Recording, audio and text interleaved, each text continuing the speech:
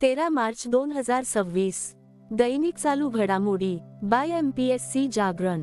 आजचे महत्त्वाचे प्रश्न. प्रश्न 1. अलीकडेच धूम्रपान निषेध दिवस कधी साजरा करण्यात आला आहे?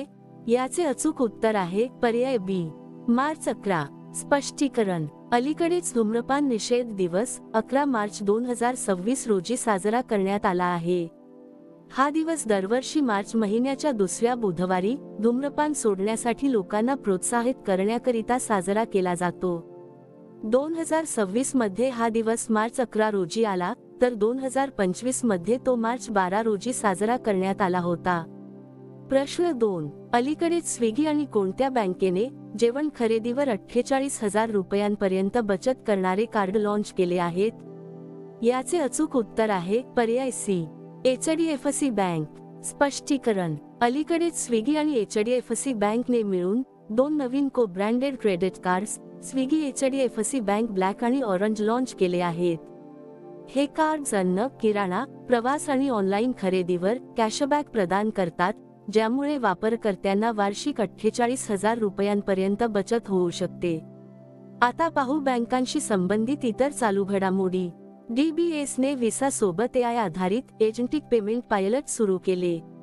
इंडियन ओव्हरसीज बँकेने online death claim settlement portal launch केले. PNB ने भारतीय लष्कराच्या सन्मानार्थ सोल्जरथॉन 2026 ची घोषणा केली. गुंतवणूकदारांच्या सुविधेसाठी PNB ने व्हॉट्सॲपवर डीमॅट खात्याची माहिती पाहण्याची सेवा सुरू केली. कोटक महिंद्रा बँकेने भारताचा पहिला पूर्णपणे डिजिटल FPI परवाना जारी केला. ॲक्सिस बँकेने लघु आणि मध्यम उद्योगांसाठी विनाहमी रूफटॉप सोलर लोन लॉन्च केले. त्रिपुरा ग्रामीण बँकेने भारताचे पहिले RRB को branded RuPay credit card launch केले. Sarvesh Ranjan union bank of इंडियाचे नवीन मुख्य सरव्यवस्थापक बनले आहेत. प्रश्न 3. अलीकडेच आंतरराष्ट्रीय मलेरिया परिषद 2026 कोणत्या शहरात आयोजित करण्यात आली आहे? याचे अचूक उत्तर आहे पर्याय बी, नवी दिल्ली.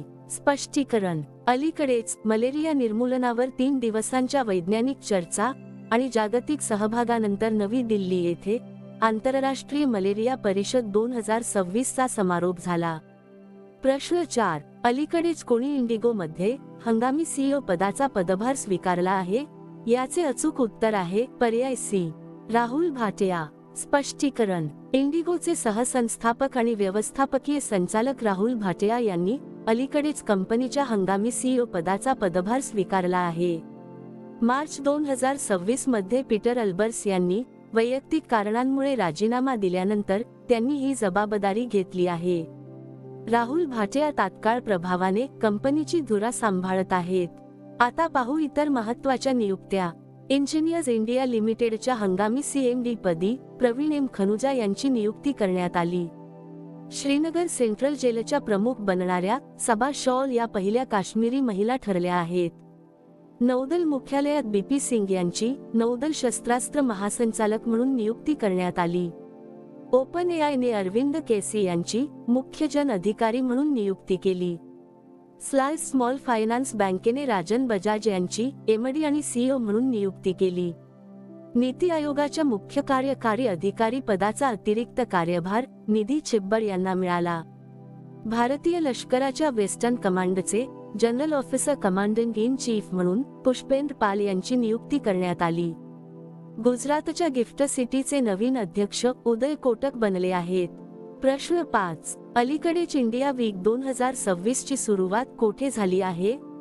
याचे अचूक उत्तर आहे पर्याय डी, कोलंबो. स्पष्टीकरण. श्रीलंकेच्या कोलंबोमध्ये इंडिया वीक 2026 ची सुरुवात झाली आहे, जी 11 मार्चपासून सुरू होऊन 18 मार्चपर्यंत चालणार आहे.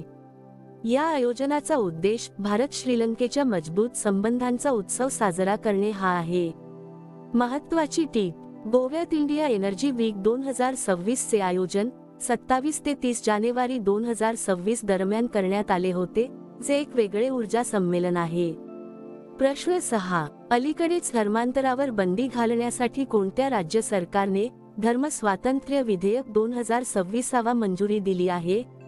याचे अचूक उत्तर आहे पर्याय डी, वरील दोन्ही. महाराष्ट्र आणि छत्तीसगड. स्पष्टीकरण. अलीकडेच मार्च 2026 मध्ये छत्तीसगड आणि महाराष्ट्र या दोन्ही राज्य सरकारांनी जबरदस्तीने होणारे धर्मांतर रोखण्यासाठी कडक धर्म स्वातंत्र्य किंवा धर्मांतर विरोधी विधेयकाच्या मसुद्याला मंजुरी दिली आहे.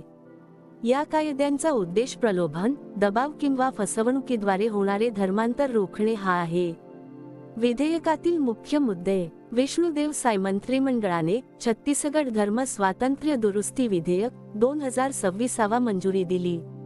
महाराष्ट्र मंत्रिमंडळानेही धर्म स्वातंत्र्य अधिनियम 2026 मंजुरी दिली आहे, ज्यामध्ये 7 वर्षापर्यंतचा कारावास आणि 5 लाख रुपयांच्या दंडाची तरतूद आहे. उद्देश. बेकायदेशीर धर्मांतर, लव्ह जिहाद आणि जबरदस्तीने किंवा फसवणुकीने होणाऱ्या धर्मांतरावर बंदी घालणे. छत्तीसगड राज्याची माहिती. राजधानी रायपूर. मुख्यमंत्री विष्णुदेव साय. राज्यपाल रमेंडेका. आता पाहू छत्तीसगडशी संबंधित इतर चालू घडामोडी. खेलो इंडिया ट्रायबल गेम्स 2026 चे आयोजन छत्तीसगडमध्ये केले जाईल. अपार आयडी निर्मितीमध्ये छत्तीसगड राज्य देशात आघाडीवर राहिले आहे. छत्तीसगडच्या बस्तरमधील ग्राम उत्सवात बायसन हॉर्न मारिया नृत्याचे सादरीकरण करण्यात आले. पंतप्रधान मोदींनी रायपूरमध्ये शांती शिखर मेडिटेशन सेंटरचे उद्घाटन केले. पंतप्रधान मोदींनी छत्तीसगडच्या नवीन विधानसभा भवनाचे उद्घाटन केले.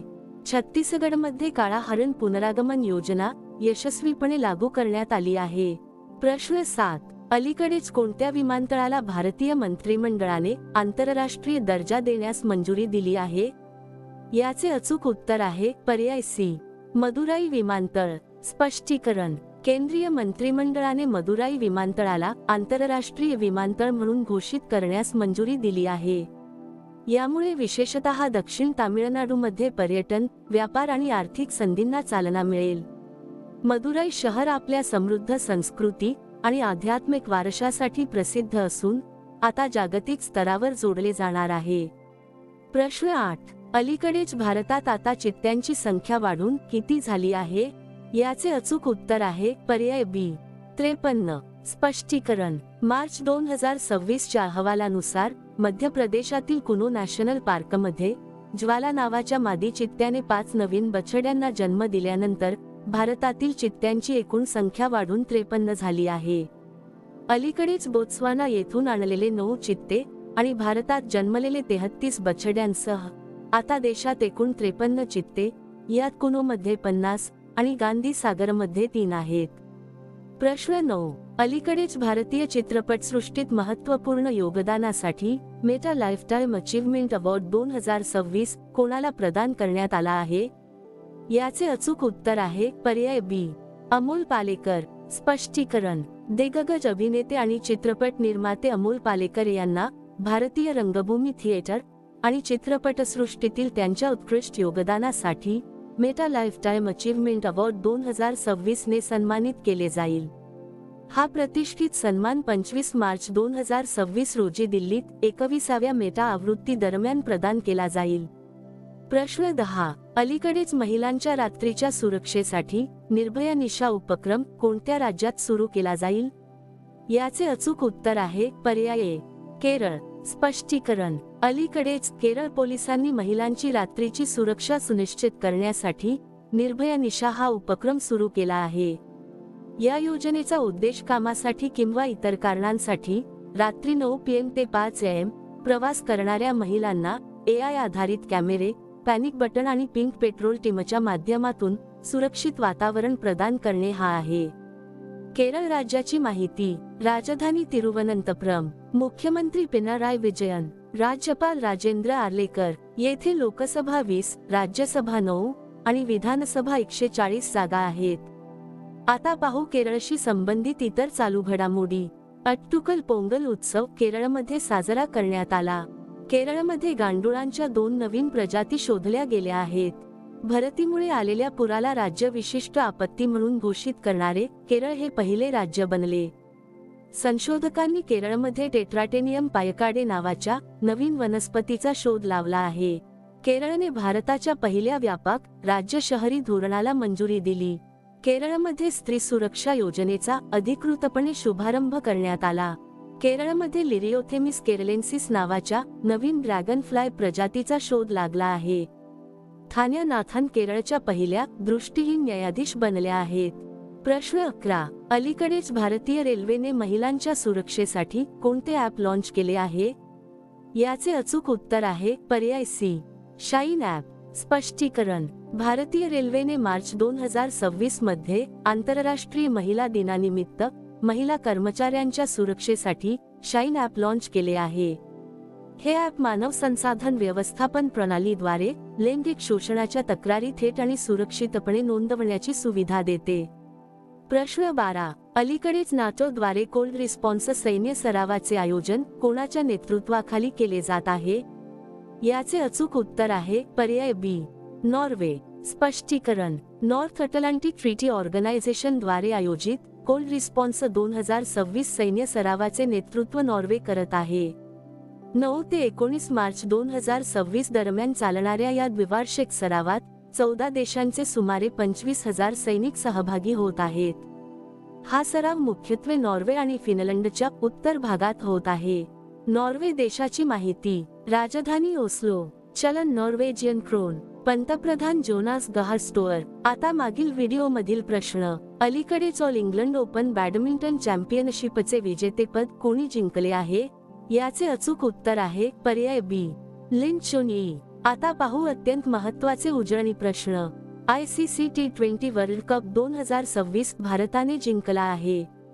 अफगाणिस्तानचा रशीद खान T20 मध्ये 700 विकेट घेणारा पहिला गोलंदाज बनला आहे. गुंज 2026 युवा महोत्सव जम्मू काश्मीरमध्ये आयोजित करण्यात आला. वाराणसीमध्ये एका तासाच्या आत 2,51,446 रोपे लावून गिनीज वर्ल्ड रेकॉर्ड बनवला गेला. सेवा तीर्थ येथून पंतप्रधान मोदींनी अपघातग्रस्तांसाठी PM राहत योजनेची घोषणा केली. पंतप्रधान मोदींना इस्रायलच्या संसदेचा सर्वोच्च सन्मान मिळाला. 16 वर्षांखालील मुलांसाठी सोशल मीडियावर बंदी घालणारा स्पेन हा पहिला युरोपीय देश ठरला आहे. जम्मू काश्मीरने 67 वर्षात पहिल्यांदा रणजी ट्रॉफीचे विजेतेपद जिंकले. खेलो इंडिया ट्रायबल गेम्स 2026 चे आयोजन छत्तीसगडमध्ये केले जाईल. केरळने भारताच्या पहिल्या व्यापक राज्य शहरी धोरणाला मंजुरी दिली. SBI जनरल इन्शुरन्सचा ब्रँड अँबेसेडर म्हणून पंकज त्रिपाठी याची नियुक्ती करण्यात आली. डोल जात्रा उत्सवाचे आयोजन आसाममध्ये करण्यात आले. आंध्र प्रदेश सरकारने दुसऱ्या किंवा तिसऱ्या अपत्याच्या जन्मावर 25,000 रुपयांची आर्थिक मदत देण्याची घोषणा केली. भारत आणि जपान दरम्यानचा संयुक्त लष्करी सराव धर्म गार्डियन उत्तराखंडमध्ये पार पडला. 16.5% हिस्स्यासह गुजरात भारताचा रिन्युएबल एनर्जी पॉवर हाऊस बनला आहे. महाराष्ट्रातील सौंदला हे भारताचे पहिले जात मुक्त गाव बनले आहे. बांगलार युवा साथी योजना पश्चिम बंगालमध्ये सुरू करण्यात आली. आरव डेंगला हा भारताचा 93व्या क्रमांकाचा ग्रँडमास्टर बनला आहे. हट्टी रिसाला महोत्सव महाराष्ट्रात साजरा करण्यात आला. भारताचे पहिले नॅशनल काऊ कल्चर म्युझियम मथुरा येथे स्थापन केले जात आहे. आता तुमच्यासाठी प्रश्न. अलीकडेच मोजतबा खामेनेई यांची कोणत्या देशाचे सर्वोच्च नेते म्हणून नियुक्ती करण्यात आली आहे? दिलेल्या पर्यायातून या प्रश्नाचे अचूक उत्तर कमेंट बॉक्समध्ये नक्की द्या. उद्या पुन्हा भेटू पुढील भागात. धन्यवाद.